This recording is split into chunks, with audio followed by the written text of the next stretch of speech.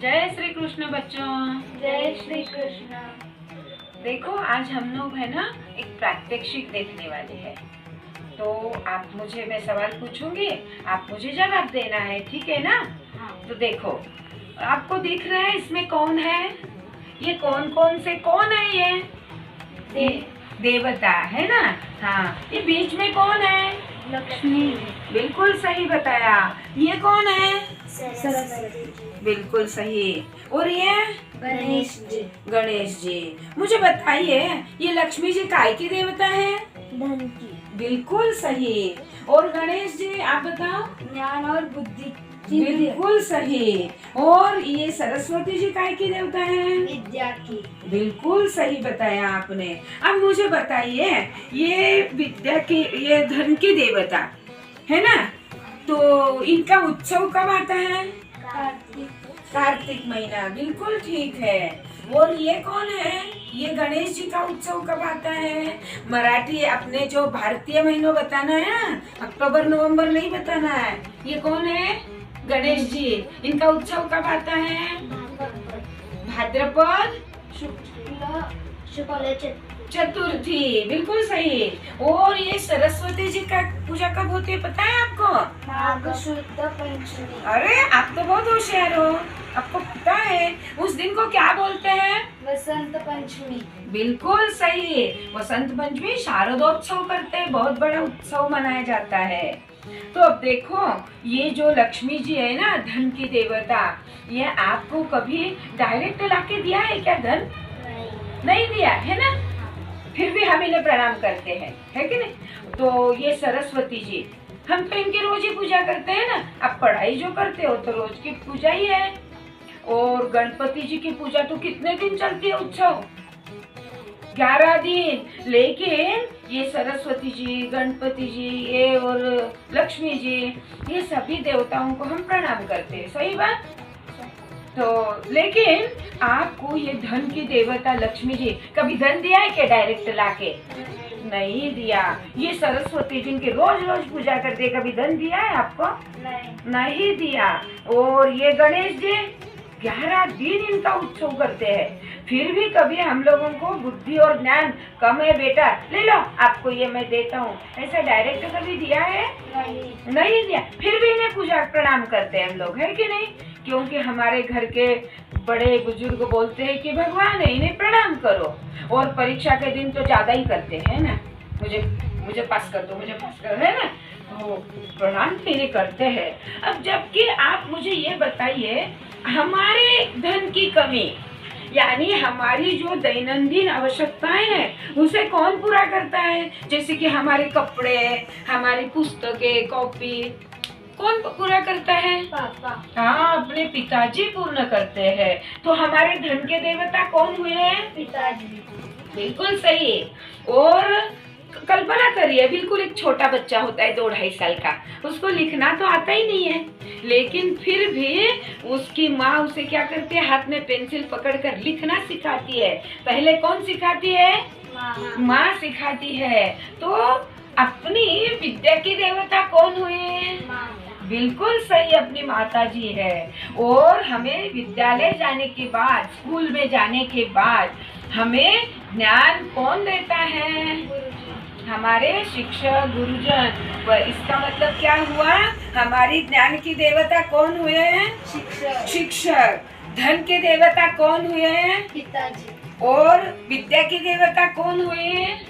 हमारी माता जी। तो मुझे बताइए, इन जिन भगवान को कभी देखा ही नहीं है उन्हें तो हम प्रणाम कर लेते हैं, लेकिन जो हमारे सही में प्रत्यक्ष में माता पिता है उन्हें हम कभी प्रणाम करते हैं क्या? नहीं करते। तो फिर क्या करना चाहिए बोलो? से प्रणाम करना चाहिए। बस प्रणाम तो कर लेंगे हम लोग, लेकिन कभी उनकी बात सुनते हैं क्या? उनका आदर करते हैं क्या? क्या करते हैं? उनका अनादर करते हैं। हाँ, तो क्या ये सही है? नहीं है ना। तो फिर हमें क्या करना चाहिए? आज से हम अपने माता पिताओं का आदर रखेंगे, बड़ों को उल्टा जवाब नहीं देंगे और बड़ों के पैर पड़ेंगे। प्रणाम करेंगे। बिल्कुल सही कहा आपने। मैं और एक बात आपको बताना चाहती हूँ। अब कल्पना करिए, बिल्कुल एक छोटा 2-2.5 महीने का बच्चा है और यहाँ पर वो सोया है। अब कल्पना करनी है आपको कि वो बच्चा उठ के जाता ही नहीं। उसको उठना आता है क्या? बैठ भी नहीं सकता, उठ भी नहीं सकता, कुछ भी नहीं कर सकता।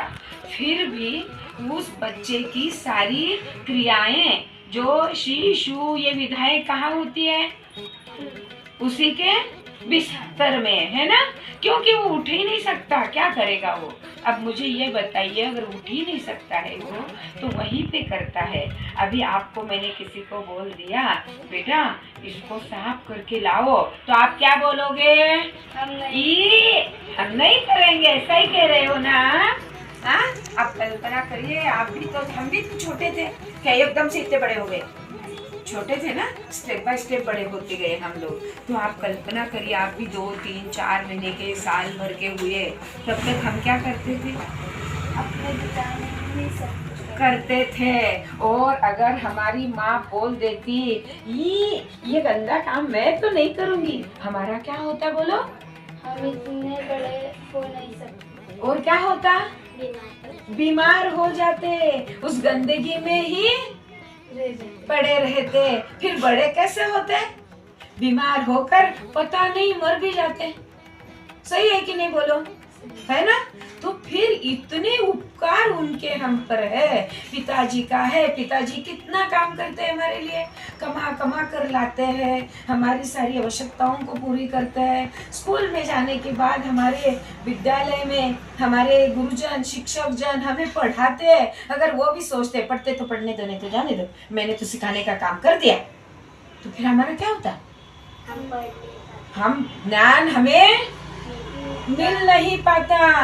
तो देखिए, इन लोगों के कितने उपकार हम पर है, इनके ते उपकार हम चुका ही नहीं पाएंगे। फिर इन्हें प्रणाम करना, उनका आदर रखना, जो भी बड़े घर में लोग हैं, माता पिता है, दादा दादी है, बुआ है, चाची है, जो भी बड़े लोग हैं, उनका आदर करना चाहिए कि नहीं बोलो? उन्हें प्रणाम करना चाहिए कि नहीं बोलो? करना चाहिए। तो हम आज से क्या करेंगे? बड़ों का आदर करेंगे, माता पिता और दादा दादी को प्रणाम करेंगे। बिल्कुल। और वो बोलते हैं कि ये सब्जी बनाइए खाओ, हम क्या बोलते हैं? मैं नहीं खाऊंगा, मुझे नहीं भाती, मुझे अच्छी नहीं लगती, ऐसा कहते हो ना? क्या ये ठीक है? नहीं। तो क्या करना है आज से? हम लोग उनकी बात पूरी तरह से मानना चाहिए। हाँ, उनका अनादर कभी भी हम लोगों से नहीं होना चाहिए। हाँ, बिल्कुल सही बताया, हमारा उनका अनादर नहीं होना चाहिए। और सुबह उठते ही उन्हें प्रणाम। और फिर प्रणाम कैसे करना है? ऐसे।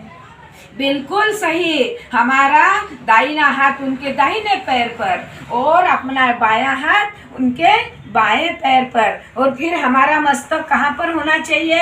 उनके पैरों। हाँ, उनके चरणों पर हमारा मस्तक होना चाहिए। और इस तरीके से अगर आप प्रणाम करो और फिर उनका हाथ आपके मस्तक पर आएगा ना, तब तो आपका कल्याण ही होना है। क्योंकि उनके भीतर की जो शुभ भावनाएं हैं वो पूरी हमारे भीतर आ जाएंगी। उनकी पूरा उनका आशीर्वाद, उनके भीतर जो शुभ भावनाएं हैं, मेरे बेटे का कल्याण होना चाहिए। हर माँ चाहती है, हर दादी चाहती है, फिर भी हम उन्हें प्रणाम नहीं करते। तो आज से कैसे प्रणाम करोगे? दिखाओ तो। हाँ, कैसे प्रणाम करोगे? हाँ, और उनके मस्तक पर ये हाथ ऐसे रहना चाहिए, तब आपका बिल्कुल कल्याण ही होना है। बहुत आपका कल्याण होगा, आपका जीवन उज्जवल बनेगा और आप जीवन में बहुत कुछ मिलाओगे। जीवन में आप यश ही यश प्राप्त करते जाओगे। इस तरीके से तो करोगे ना आज से? पक्का? पक्का। वादा करते मेरे साथ? चलो, मैं कहूंगी वादा और आप बोलोगे पक्का। वादा। तैयार सभी लोग? चलो, वादा, पक्का वादा। वादा, पक्का वादा। वादा, पक्का वादा। बिल्कुल पक्का वादा। करोगे ना? हाँ। बिल्कुल। देखो आज जो भी लोग इसे देख रहे हैं इस वीडियो को, उन लोगों को भी मैं आह्वान करती हूँ, आज से आप लोगों को भी इस तरीके से प्रणाम करिए, बड़े लोगों का आदर करिए, उनकी बात मानिए, क्योंकि हमारे कल्याण के लिए वो करते हैं। माँ रसोई भी बनाती है तो कितनी मेहनत से बनाती है, और हम तुरंत कह देते हैं मैं नहीं खाऊंगा, मुझे नहीं भाता। क्या ये ठीक है? आज से ऐसा हम करेंगे नहीं। पक्की बात? पक्की। जय श्री कृष्ण बच्चों। जय श्री कृष्ण।